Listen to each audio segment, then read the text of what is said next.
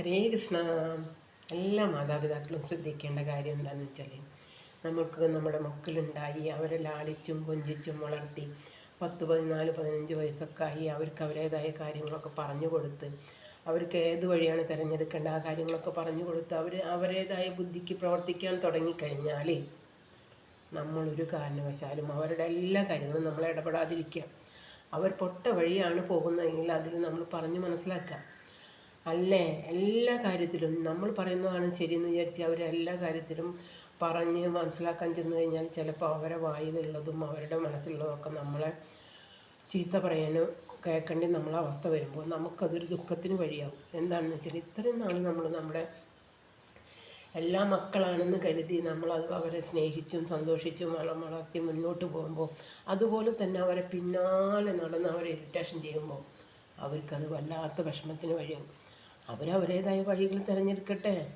അവർക്കുമുണ്ട് അവരുടേതായ കഴിവുകളും കാര്യങ്ങളൊക്കെ. നമ്മളെല്ലാത്തിനും പിന്നാലെ നിന്ന് അവരെ ഉപദേശിക്കാനും ശാസിക്കാനും പോകാതിരിക്കുക. നമ്മുടെ സ്നേഹത്തിൻ്റെ ആഴം അവർ മനസ്സിലാക്കിക്കോളും. നമ്മൾ ഓരോന്നും പറഞ്ഞ് അവരെ വിഷമിപ്പിക്കുമ്പോൾ അവർ നമ്മളെ ചിലപ്പോൾ നമുക്ക് മറക്കാൻ പറ്റാത്ത കാര്യങ്ങളൊക്കെ നമുക്ക് കേൾക്കേണ്ടിയും സഹിക്കേണ്ടിയും വരും. അതിന് നേതം അവരെ സ്വതന്ത്രമായിട്ട് നമ്മൾ വിടുക. എല്ലാത്തിലും നമ്മൾ ചെന്നിടപെടാതിരിക്കുക. നമ്മൾ പറഞ്ഞെങ്കിലാണ് അവർക്ക് പ്രവർത്തിക്കാൻ പറ്റുള്ളൂ, നമ്മൾ കൂടെ നടന്നെങ്കിലാണ് അവർക്ക് പ്രവർത്തിക്കാൻ പറ്റുള്ളൂ എന്ന് അങ്ങനെയുള്ളൊരു ചിന്താഗതി നമ്മൾ മാറ്റുക. എന്താണെന്ന് വെച്ചാൽ, അവർ വളർന്നു കഴിഞ്ഞാൽ അവർക്കുണ്ടായിരിക്കും അവരുടേതായ തൻ്റെ ഇടങ്ങളും ചിന്താഗതികളും കാര്യങ്ങളൊക്കെ. അപ്പം നമ്മളെല്ലാത്തിനും ചെന്ന് ഇടപെട്ട് കഴിഞ്ഞ് കഴിഞ്ഞാൽ അവർക്കത് വല്ലാത്ത വിഷമത്തിന് വഴിയാവും. ചിലപ്പോൾ മാതാപിതാക്കളാണെന്ന് അവർ നോക്കില്ല, പല കാര്യങ്ങളെ കൊണ്ടും നമ്മൾ ചീത്ത പറയേണ്ടിയും നമ്മൾ സഹിക്കേണ്ടിയൊക്കെ വരും. അപ്പം നമ്മൾക്ക് നമ്മൾ മാത്രമേ ഉള്ളൂ. നമ്മൾ നമ്മളെ കാര്യങ്ങളും നോക്കി നമ്മളെ ഉത്തരവാദിത്തങ്ങളും ചെയ്ത് നമ്മൾ ജീവിക്കുക.